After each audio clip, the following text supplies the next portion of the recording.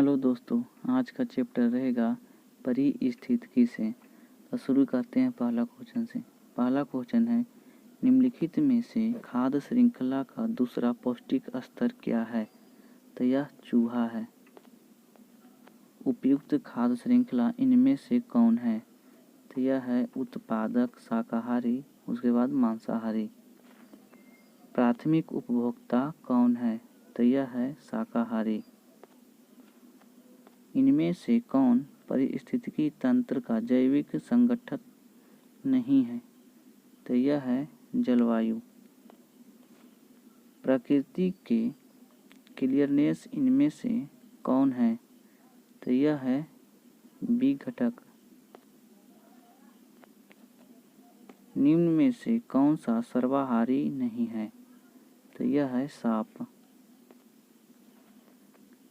Doctor ध्रुव ज्योतिष घोष किस क्षेत्र से संबंध है? तो यह है पारिस्थितिकी से। एक खाद्य श्रृंखला में इनमें से किसकी आबादी सबसे अधिक होती है? तो यह होती है उत्पादक का। खाद्य श्रृंखला में प्राथमिक उपभोक्ता और माध्यमिक उपभोक्ता के बीच अंतर क्या है? तो यह है प्राथमिक उपभोक्ता पौधे खाते हैं और अन्य उपभोक्ता माध्यमिक उपभोक्ता पौधे और विघटित पदार्थ खाते हैं।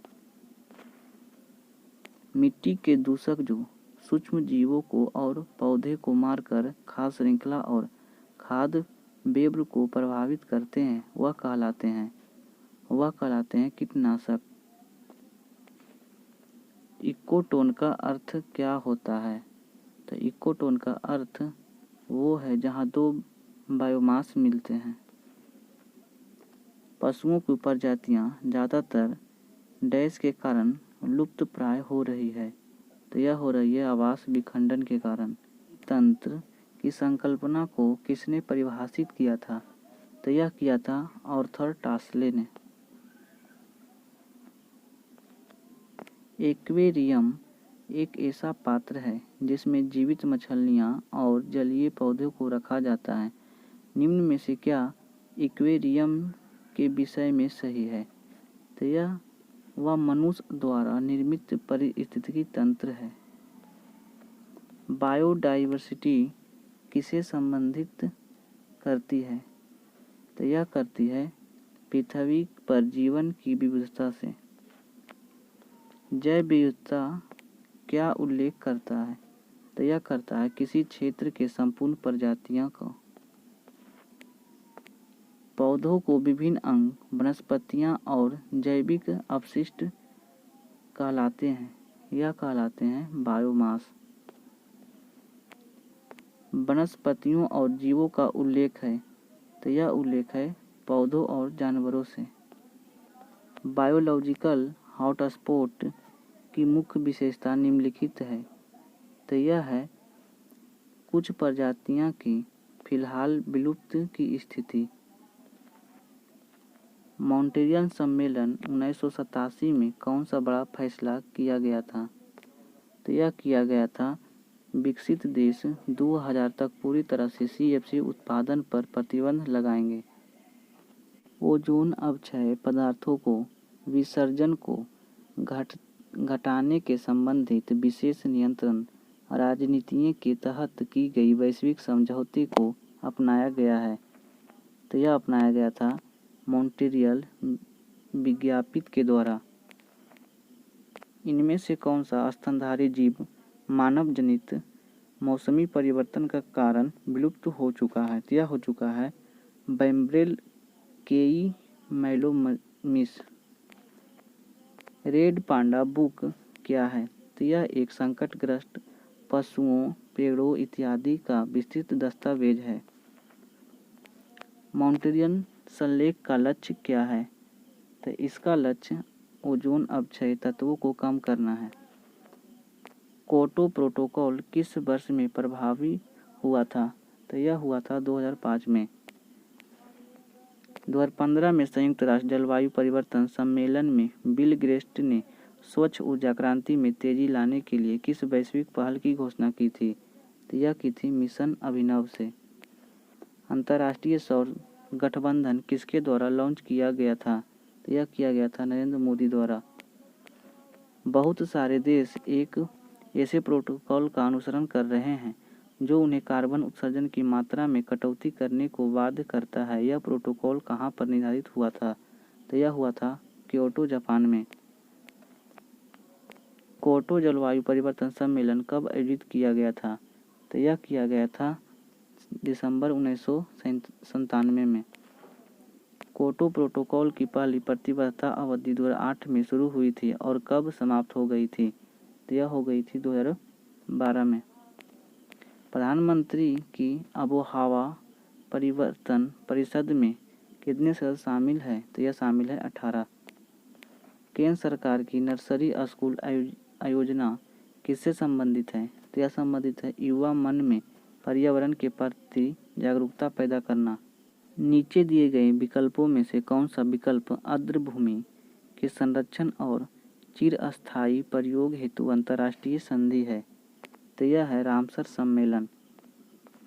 पर्यावरण अध्ययन के संदर्भ में ECR किसे संदर्भित करता है? तो यह करता है सर्टिफाइड इमिशन रिडक्शन से। WWF रोशनी कम करते हुए हर वर्ष अर्थ ओवर आयोजित करता है। तो यह करता है अस्थायी विश्व बनाने हेतु वैश्विक समुदाय को प्रोत्साहित करने के लिए। 2016 में वर्ल्ड वेटलैंड डे के लिए विषय था। तो यह था चिरस्थायी आजीविका। विश्व वेटलैंड दिन हर साल फरवरी में मनाया जाता है। तो यह मनाया जाता है 2 फरवरी को। भारत का पर्यावरण अधिनियम किस वर्ष पारित किया गया था? तो यह किया गया था 1986 में। 2015 में संयुक्त राष्ट्र जलवायु परिवर्तन सम्मेलन कहाँ हुआ था? तो यह हुआ था पेरिस में। इनमें से कौन सिंगापुर में आयोजित वार्षिक राष्ट्रव्यापी पर्यावरण के प्रति जागरूकता तथा प्रत्यक्ष कार्यवाही को प्रोत्साहित करने वाला अभियान है? तो यह था इको एक्शन दिवस। अप्रैल 2016 में राष्ट्रीय हरित अधिकरण ने डैश को बचाने के लिए अरुणाचल प्रदेश में प्रस्तावित जल विद्युत परियोजना के लिए दी गई पर्यावरण मंजूरी को निलंबित कर दिया। यह कर दिया था काली गर्दन वाले सारस। जलवायु परिवर्तन सम्मेलन जो COP21 2015 के नाम से लोकप्रिय है, कहाँ आयोजित किया गया था? तो यह किया गया था पेरिस में। ग्रीन हाईवे पॉलिसी 2015 का उद्देश्य क्या है? तो इसका उद्देश्य पर्यावरण अनुकूल राजमार्गों के विकास को बढ़ावा देना है। कार्बन क्रेडिट से आप क्या समझते हैं? तो यह अनुमति दिए गए कार्बन उत्सर्जन और वास्तव में कार्बन उत्सर्जन उत्सर्जित किए गए के आधार पर संस्था को सम्मानित किया गया था। क्रेडिट होता है, इसका कारोबार भी किया जा सकता है। 2015 में संयुक्त राष्ट्र जलवायु परिवर्तन सम्मेलन कहाँ आयोजित किया गया था? तो यह किया गया था पेरिस में।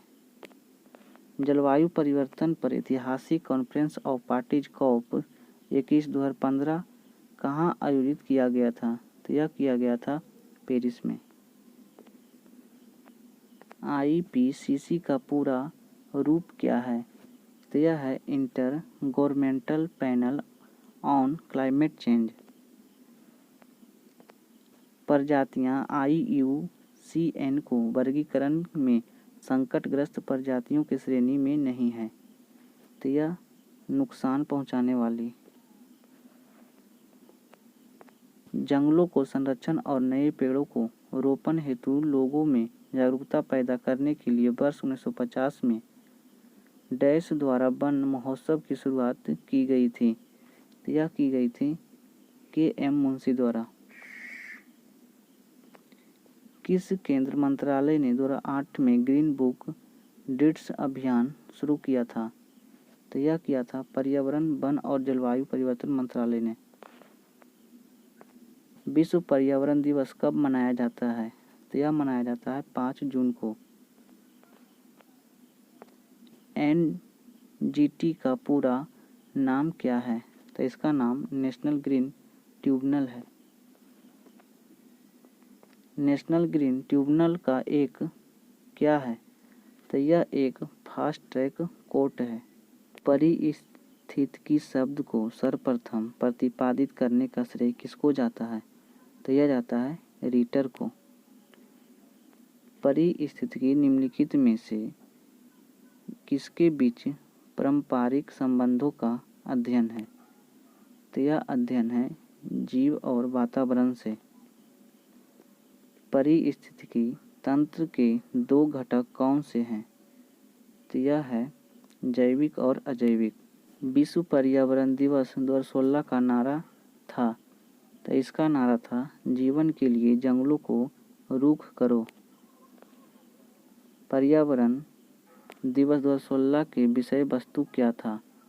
तो यह था वन्य जीव में अवैध व्यापार के लिए शून्य सहन। निम्न में से कौन परितंत्र का अजीवीय घटक है?